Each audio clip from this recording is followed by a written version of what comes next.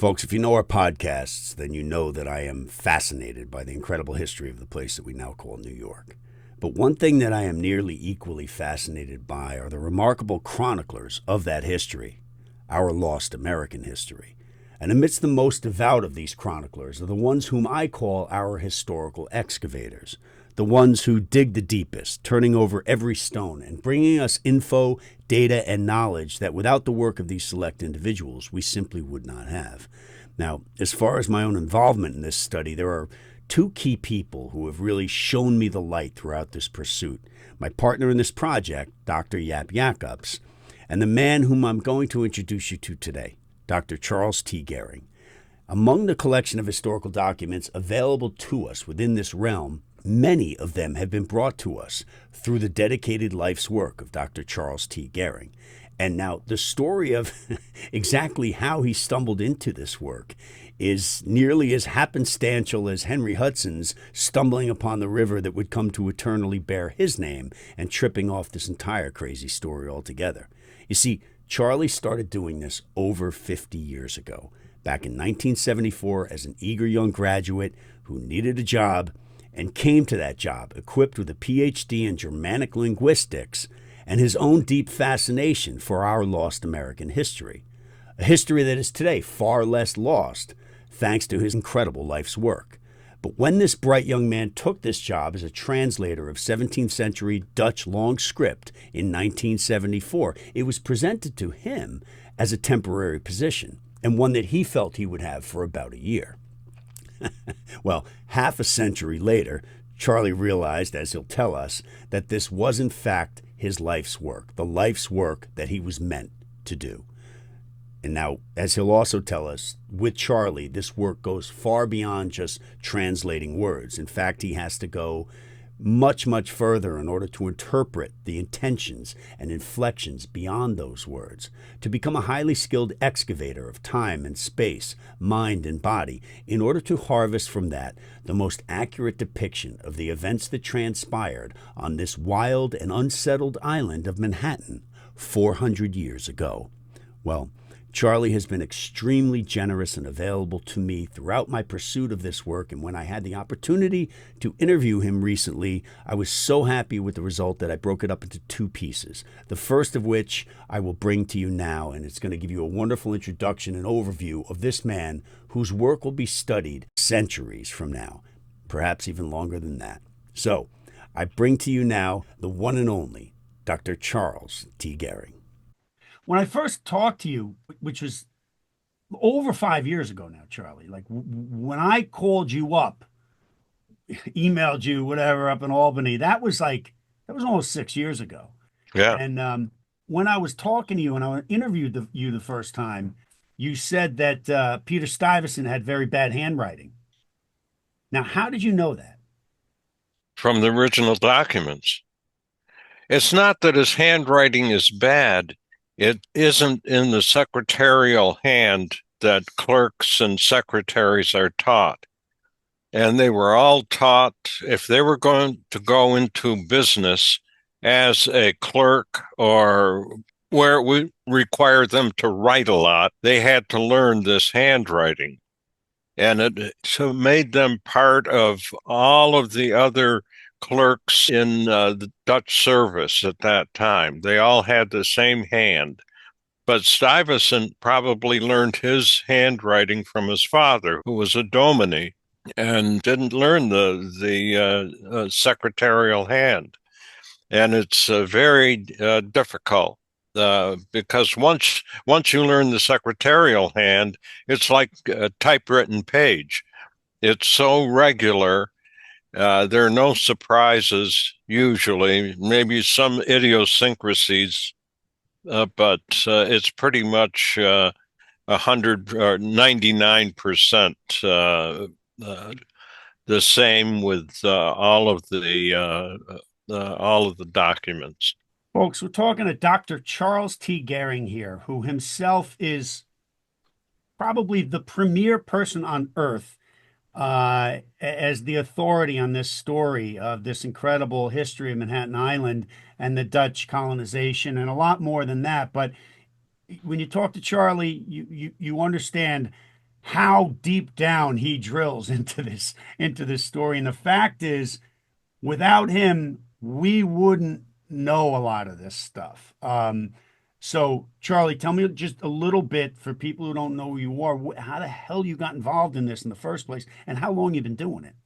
Well, first, let me say I am not alone. I have other people who know what I know, and in some respects more than I know, because they're specialized in one period or another.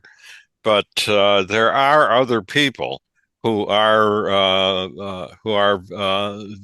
conversant in this period of history. I got started sort of by accident.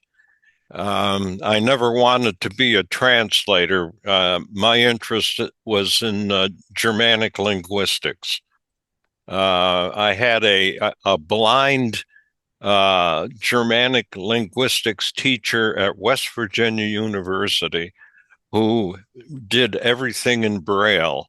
He would be like playing a piano. He would go from one Braille book to another with his fingertips, go from Gothic to Old High German to Middle High German and Greek, Latin, Old Norse. And I just got so fascinated by him and that story of the Germanic languages and how they developed that I decided to concentrate on Germanic linguistics. So I ended up teaching German at the University of Albany, and it was 6 years and out at that time. There was a, believe it or not, there was a glut of Germanic linguistics teachers in the early 70s. I applied for a job at West Virginia University. They had an opening for Middle High German, and I applied, and the guy said, "You're number 4 on a list of over 300." Wow. And I didn't get called, and he said, "And you're not going to get called because you graduated. You have an MA from West Virginia, and it wouldn't look good." So I ended up teaching at university in Albany, and after 6 years, basically looking for work, and out of the blue, this guy shows up and says we're looking for a someone to translate 17th century Dutch, and he tells me the story and the fire and how the previous translator had a nervous breakdown after the fire and didn't do anything more with the documents since 1911, except try to preserve them as best as he could. So I got a job. It was a temporary job. And I figured after a year or so, I would find a teaching position where I could teach Gothic, which was the East Germanic language that is no longer spoken. It was last spoken in the Crimean Peninsula in the Black Sea, and has since died out. It's another story in itself. I'll tell you about someday and how we know all of this. But I got so wrapped up in the documents once I started looking at the Dutch documents and how no one had touched them for years, and how it was depressing uh, interest in the Dutch in New Netherland because there was no one really learning 17th century Dutch. So they had to rely on what had been translated up to that point. And so I decided that this was probably what I was destined to do.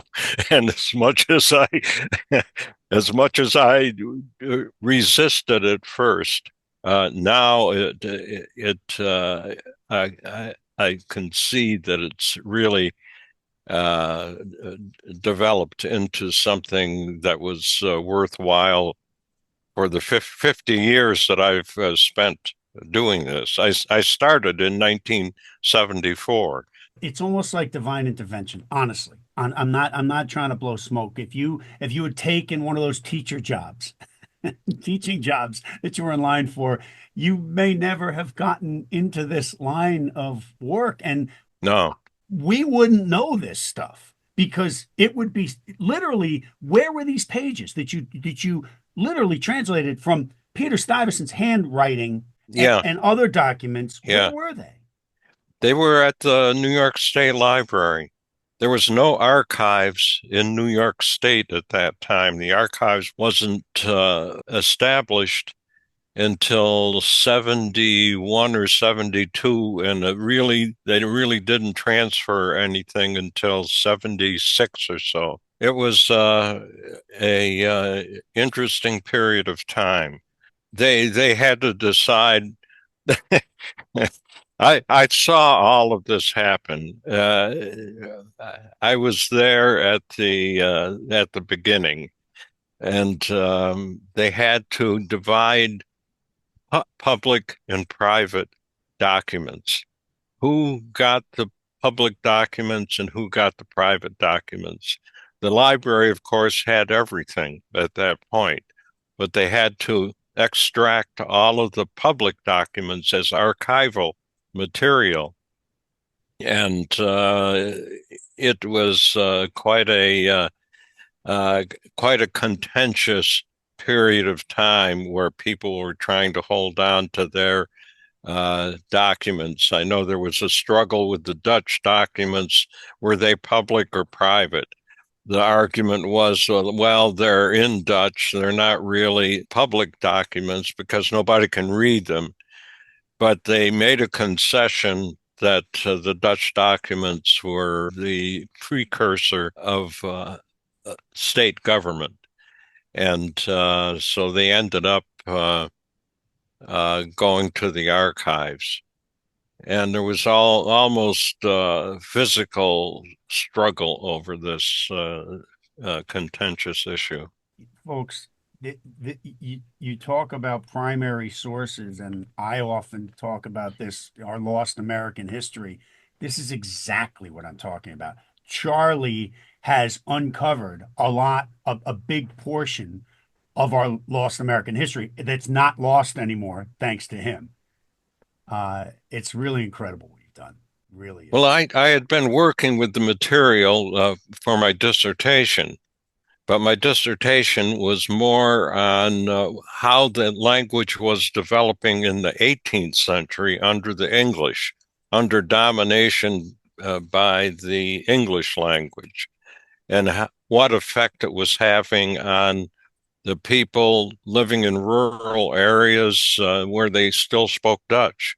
Women spoke Dutch in New York and New Jersey the longest of anyone else. Maybe the blacks, the who worked in stone quarries and in isolated areas, carried on longer than the men. The men had to become bilingual in order to survive in an English world. In order to run their business, they had to be able to speak Dutch. But the women spoke Dutch the longest, and of course, they taught their kids to speak Dutch. So Dutch was being transferred to a large amount of people every year until eventually it just sort of petered out. It was not until after the revolution, records in churches were still kept in Dutch for a period of time, but little by little, it became passé. It was no longer it was no longer a necessity to maintain your Dutch identity once you became an American. Once there was no longer this struggle against the English. much like in South Africa, where you had the same political situation, where the Boers moved into the interior just to get away from the English and maintain their own culture. They were doing the same thing here. Some of the earliest people in Kentucky, for example, were Dutch families with many children heading west. Well, it's not just your ability to read this language, but your insight into what all these things mean, and you don't just translate it. You have to translate what you think they're talking about along the way, and that's a big part of the job, isn't it? Yeah. Yeah, it's not a matter of turning one word from one language into another. You have to know the cultural context. That's I've had people come through Dutch who are, they couldn't read the handwriting, but I could write it out for them, and they had no idea what was going on, what life was like in the Hudson Valley, who was who, all of the familial